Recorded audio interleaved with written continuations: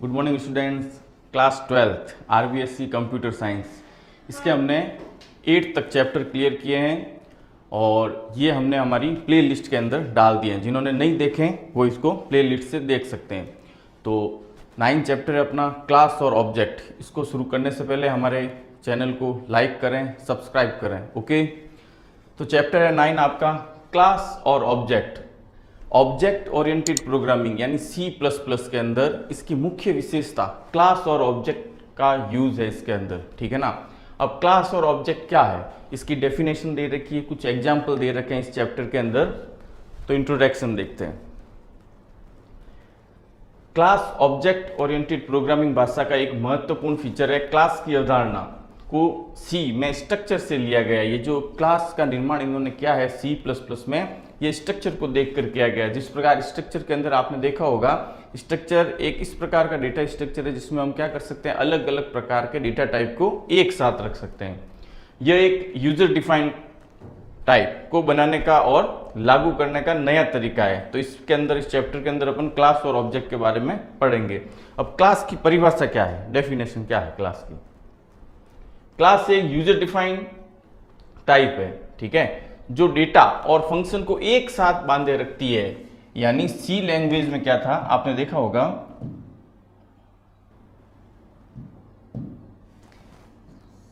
सी language में variable और function अलग अलग काम करते थे। यहां क्या होगा, डेटा यानी आपके जो मेंबर वेरिएबल होंगे, जो क्लास के अंदर लोग हैं, वो वेरिएबल और फंक्शन एक साथ मिलकर काम करेंगे और वो ऑब्जेक्ट का निर्माण करेंगे।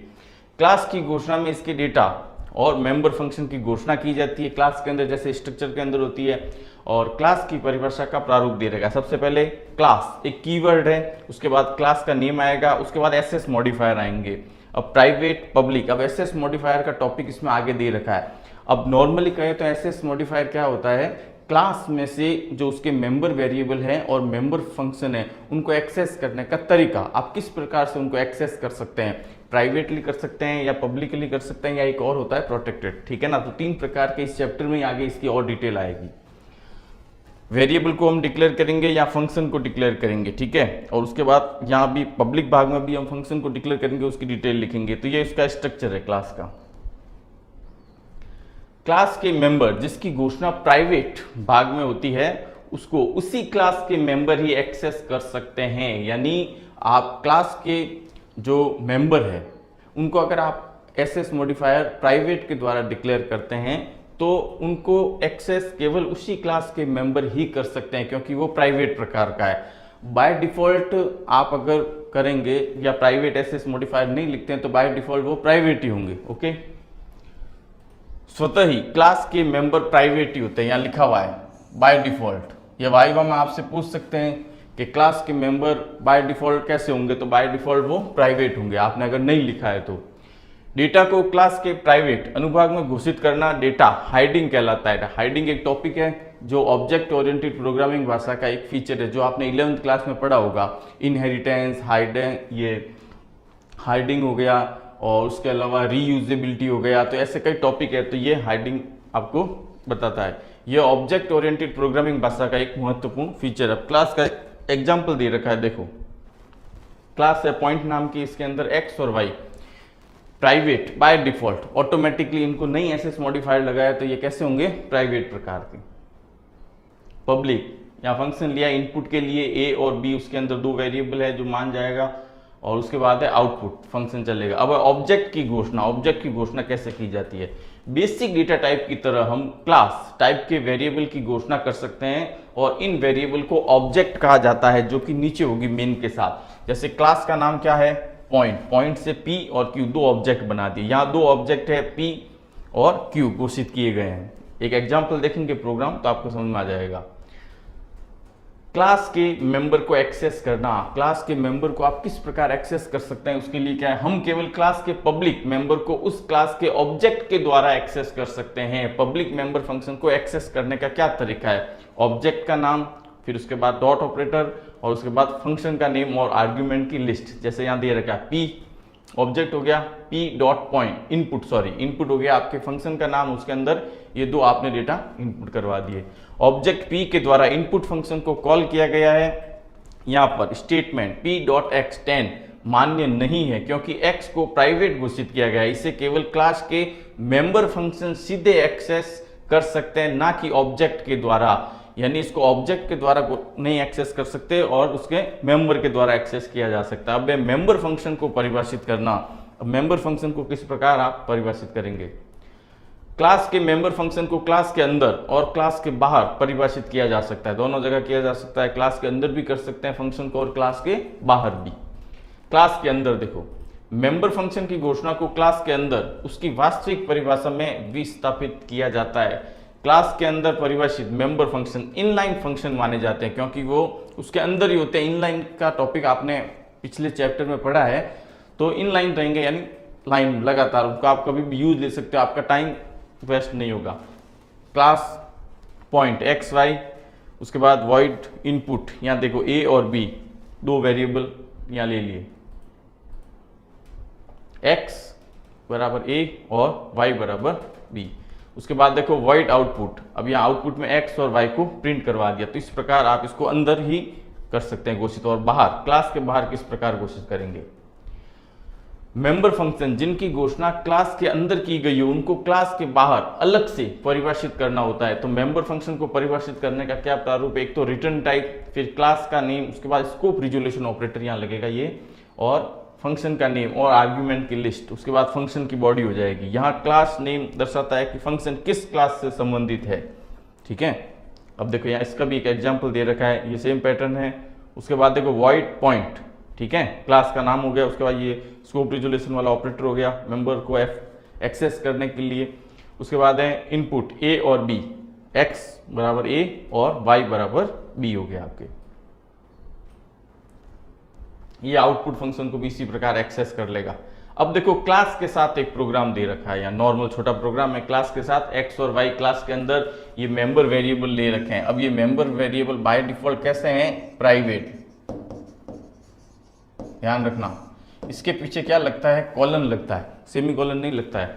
एसएस मॉडिफायर के बाद में कॉलन लगता है। पब्लिक प्रकार के ये दो फंक्शन हो गए जो आपके डेटा को इनपुट करेंगे और आउटपुट को दिखाएंगे। ठीक है, नॉर्मल एक छोटा सा प्रोग्राम। अब देखो मेन के बाद पॉइंट p नाम का एक ऑब्जेक्ट बनाया है, p डॉट इनपुट 5 और 10 दो वैल्यू ले ली। उसके बाद है p डॉट आउटपुट, ये फंक्शन चलेगा तो आपके आउटपुट को डिस्प्ले करेगा। तो ये इस प्रकार इसका आउटपुट आ जाएगा। अब आता है टॉपिक एक्सेस मॉडिफायर क्या है। देखो एक्सेस मॉडिफायर के बारे में अभी मैं पहले पढ़ा चुका हूं, आपको बता चुका हूं। एक्सेस मॉडिफायर क्या है? क्लास के मेंबर को एक्सेस करने का तरीका, उसके तीन तरीके हैं नॉर्मली। अब यहाँ बुक के अंदर आपके दो दे रखे हैं, पब्लिक और प्राइवेट। इसके अलावा एक होता है प्रोटेक्टेड। तो पब्लिक और प्राइवेट कीवर्ड को एक्सेस मॉडिफायर कहा जाता है क्योंकि ये क्लास के मेंबर को एक्सेस करने की प्रणाली को नियंत्रित करते हैं। आप उसको किस प्रकार कर सकते हैं? प्राइवेटली कर सकते हैं या पब्लिकली कर सकते हैं। क्लास के पब्लिक मेंबर को क्लास के बाहर से एक्सेस किया जा सकता है क्योंकि वो क्या है? पब्लिक है। सामान्यतः क्लास के मेंबर फंक्शन को पब्लिक अनुभाग में रखा जाता है। जो फंक्शंस होते हैं उनको हमेशा पब्लिक ही रखा जाता है क्योंकि वो कीबोर्ड से बाहर से डेटा लेते हैं। क्लास के प्राइवेट मेंबर क्लास के बाहर से एक्सेस नहीं किए जा सकते, यहां तक कि उस क्लास के ऑब्जेक्ट के द्वारा भी नहीं किए जा सकते। यानी उसका जो ऑब्जेक्ट है उस क्लास का, वो भी उन मेंबर को एक्सेस नहीं कर सकता। सामान्यतः क्लास के डेटा मेंबर को प्राइवेट अनुभाग में रखा जाता है। यानी जो आप वेरिएबल लेते हैं मेंबर वेरिएबल, वो होते हैं नॉर्मली प्राइवेट प्रकार के, और जो आप लेते हैं फंक्शन वो होते हैं पब्लिक प्रकार के। ओके, अब एक क्लास के भीतर एक एरे, आप क्लास के प्रोग्राम में एरे को भी यूज ले सकते हैं। एक एग्जांपल दे रखा है, एरे भी क्लास के डेटा मेंबर के रूप में हो सकता है। यहाँ एक इंटीजर A5 का एरे दे रखा है, गेट डेटा। अब यहाँ फंक्शन का नाम गेट डेटा है, चाहे इनपुट रखो, और यहाँ शो डेटा है तो आउटपुट रख सकते हैं, डिस्प्ले रख सकते हैं, जो इच्छा हो आप फंक्शन का नाम रख सकते हैं। एंटर द एलिमेंट, 4 का लूप चलाया, 0 से लगाकर 4 तक चलेगा। उसके बाद डेटा इनपुट करेगा सीन, और शो डेटा फंक्शन चलेगा, वो आपके डेटा को वापस डिस्प्ले करवा देगा एरे के अंदर। यहाँ देखो डेटा डी, ये एक ऑब्जेक्ट बना, ठीक है। D dot get data function चलेगा तो आपसे एरे के अंदर ये एलिमेंट लेगा 5, ओके। और उसके बाद डी डॉट शो डेटा, ये आपके एरे के वापस डिस्प्ले करवा देगा। तो इस प्रकार आप एरे को यूज ले सकते हैं क्लास के अंदर। ये नॉर्मल इसका आउटपुट दे रखा है। अब स्टैटिक डेटा मेंबर क्या होता है, जैसे आपने 11th क्लास में पढ़ा होगा, ये जो वेरिएबल लेते हैं उनके प्रकार है, अलग अलग श्रेणी है, ऑटो, रजिस्टर, स्टैटिक, एक्सटर्नल। तो उसी प्रकार यहाँ स्टैटिक डेटा मेंबर कौन से हैं? नॉर्मली स्टैटिक क्या होता है, जो बाय डिफॉल्ट 0 से डिक्लेयर होते हैं और अपने अंतिम मान को रखते हैं, वो स्टैटिक होते हैं। तो क्लास के डेटा मेंबर को स्टैटिक के रूप में भी घोषित किया जा सकता है। स्टैटिक मेंबर की विशेषताएं इस प्रकार है, इसकी प्रारंभिक वैल्यू शून्य होती है जब इसके क्लास का पहला ऑब्जेक्ट बनाया जाता है। जैसे स्टैटिक वेरिएबल को डिक्लेयर करते थे तो बाय डिफॉल्ट उसकी जो प्रारंभिक वैल्यू शून्य होती है, वैसे ही यहाँ पर इसकी वैल्यू भी क्या होगी, शून्य। केवल एक ही प्रतिलिपि इस डेटा मेंबर की बनती है, इसे क्लास के सभी ऑब्जेक्ट साझा करते हैं, यानी एक ही कॉपी इसकी बनेगी और सारे ऑब्जेक्ट इसको यूज में लेंगे। उसके बाद चूंकि ये संपूर्ण क्लास के साथ जुड़ा हुआ है, इसे क्लास वेरिएबल भी कहा जाता है, यानी ये पूरी क्लास के साथ जुड़ा हुआ होता है, इसलिए इसको क्लास वेरिएबल भी कहते हैं। और ये टॉपिक आया हुआ है एग्जाम के अंदर, यानी ये इंपॉर्टेंट है, थ्योरी के अंदर ये प्रश्न आ सकते हैं। स्टैटिक डेटा मेंबर क्या है, या स्टैटिक डेटा मेंबर की विशेषताएं बताइए। ओके, अब इसका एक एग्जांपल दे रखा है यहाँ पे, ये देखो, स्टैटिक इंटीजर एक्स, क्लास का नाम है आपके data, integer Y public get data है फंक्शन, ठीक है। और उसके बाद में क्या कर रहा है, ए के मान को बढ़ा रहा है, ये इंटीजर डेटा एक्स को स्टैटिक मेंबर को डेफिनेशन किया इन्होंने। अब देखो डेटा D1 और D2, x is initialise to 0, यानी ये पहले 0 से declare, D1 dot show data, D2 dot show data, ये दोनों क्या करेंगे, आपको डेटा को दिखाएंगे। और D1 डॉट गेट डेटा 10 लेगा, D2 डॉट गेट डेटा ये आपके 20 लेगा। आफ्टर रीडिंग डेटा, इन डेटा को पढ़ने के बाद वापस इसको शो करेंगे। अब इसका आउटपुट देखो, पहले 0 0 था बाय डिफॉल्ट, और उसके बाद क्या आ गया आपके 2 2, यानी इसने क्या किया, आपके मान को बढ़ाया है, ठीक है ना। उपरोक्त प्रोग्राम में जब ऑब्जेक्ट घोषित किए जाते हैं तब स्टैटिक डेटा मेंबर एक्स की प्रारंभिक वैल्यू शून्य हो जाती है। जब आप उसको स्टैटिक लेते हो तो बाय डिफॉल्ट उसकी वैल्यू क्या हो जाएगी, 0 हो जाएगी। हर बार जब फंक्शन कॉल होता है तब एक्स की वैल्यू में 1 की वृद्धि होती है। जब फंक्शन चलेगा तो 1 की उसमें वृद्धि होगी, यानी इंक्रीमेंट होगा। चूंकि वेरिएबल x को दोनों ऑब्जेक्ट के बीच साझा किया गया है तो x का मान हर बार 2 प्रिंट हुआ है। स्टैटिक डेटा मेंबर को प्रारंभिक वैल्यू दी जा सकती है, जब इसे क्लास के बाहर परिभाषित किया जाता है तो हम इसको प्रारंभिक वैल्यू भी दे सकते हैं। तो इसका एक डायग्राम बना के इसने बताया है D1 और D2 ऑब्जेक्ट को, ठीक है ना। अब आता है स्टैटिक मेंबर फंक्शन। ये दोनों टॉपिक इंपॉर्टेंट है, थ्योरी के हिसाब से ध्यान रखना। ये थ्योरी के क्वेश्चन में आ चुका है और इस बार अगर आपके पेपर हुआ तो फिर आएगा। अब पेपर हुआ मैंने इसलिए कहा है कि आपको वर्तमान स्थिति पता है। Static member function, static keyword के साथ घोषित मेंबर फंक्शन को स्टैटिक मेंबर फंक्शन कहा जाता है। स्टैटिक कीवर्ड के साथ जो आप मेंबर फंक्शन को घोषित करते हैं वो स्टैटिक मेंबर फंक्शन कहा जाता है। ओके, स्टैटिक मेंबर फंक्शन की क्या है विशेषता, यह केवल क्लास के दूसरे स्टैटिक डेटा मेंबर और मेंबर फंक्शन को एक्सेस कर सकता है। यानी क्लास के जो भी दूसरे आपने स्टैटिक डेटा वेरिएबल लिए, मेंबर लिए और फंक्शन लिए, उनको ये एक्सेस कर सकता है। इसको क्लास के नाम की सहायता से भी कॉल किया जा सकता है, आप क्लास के नाम से इसको यूज में ले सकते हैं। इसका भी एक एग्जाम्पल दे रखा है, देखो स्टैटिक इंटीजर एक्स नाम का एक स्टैटिक वेरिएबल दे रखा है, ठीक है। उसके बाद देखो नीचे दे रखा होगा इसके अंदर स्टैटिक एक फंक्शन ले रखा है, ये रहा स्टैटिक वॉइड शो नाम का फंक्शन, ठीक है। तो ये क्या कर रहा है, उसको एक्सेस कर सकता है। अब यहाँ एक्स टेस्ट T1 और T2 दो ऑब्जेक्ट का निर्माण किया है, ठीक है ना। पहले 10 20 और उसके बाद शो करवाया एक्स एक्स को, उसके बाद वाई को। अब देखो कॉलिंग स्टैटिक फंक्शन, तो 10 10 को प्रिंट करवा दिया, उसके बाद 2 को प्रिंट करवाया क्योंकि ये 2 बार चला है। तो इस प्रकार स्टैटिक डेटा मेंबर और स्टैटिक डेटा फंक्शन, ठीक है ना। तो स्टैटिक जो ये आपके वर्ड वाले ये दोनों टॉपिक है, मेंबर वेरिएबल और फंक्शन, ये जो इनकी विशेषता है इनको आप ढंग से देख लेना आराम से, क्योंकि ये क्वेश्चन बोर्ड में थ्योरी में आएंगे, दोनों इंपॉर्टेंट टॉपिक है। अब आता है friend function, next topic. Friend function क्या है, जैसा कि नाम से पता चलता है फ्रेंड फंक्शन। और फ्रेंड फंक्शन करता क्या है, जैसा कि हम जानते हैं कि क्लास के प्राइवेट मेंबर को क्लास के बाहर से एक्सेस नहीं किया जा सकता, क्योंकि वो प्राइवेट प्रकार का है तो वो केवल उस क्लास के लिए यूज आएगा, उसको बाहर कोई एक्सेस नहीं कर सकता। एक फ्रेंड फंक्शन क्लास के प्राइवेट डेटा को उस क्लास के ऑब्जेक्ट के जरिए एक्सेस कर सकता है, यानी फ्रेंड एक कीवर्ड है जिसको यूज में लेके आप क्या कर सकते हो, उसके प्राइवेट डेटा को उस क्लास के ऑब्जेक्ट के जरिए एक्सेस कर सकते हो।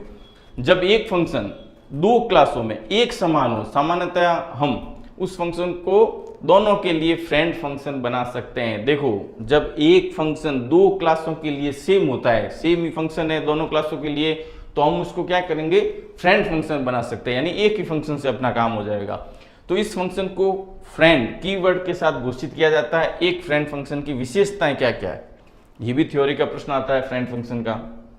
इसे सामान्य फंक्शन की तरह ही नॉर्मल कॉल किया जाता है। क्लास के ऑब्जेक्ट की सहायता से कॉल नहीं किया जा सकता, इसको काम में ले सकते हैं, कॉल नहीं किया जा सकता। यह क्लास के मेंबर को केवल उस क्लास के ऑब्जेक्ट की सहायता से एक्सेस कर सकता है, यानी उसको एक्सेस कर सकता है लेकिन उसको कॉल नहीं किया जा सकता। इसे क्लास के अंदर कहीं भी घोषित किया जा सकता है।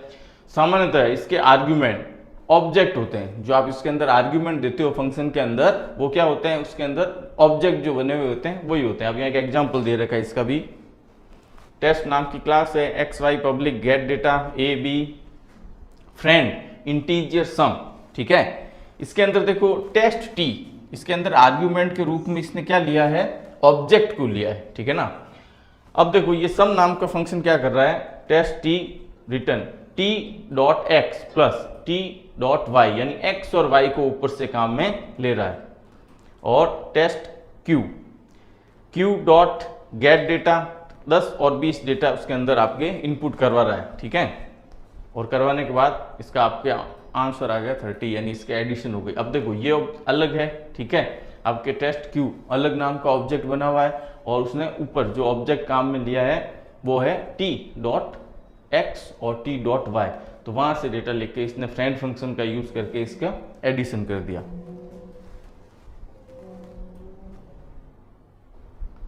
अब फ्रेंड क्लास क्या होती है,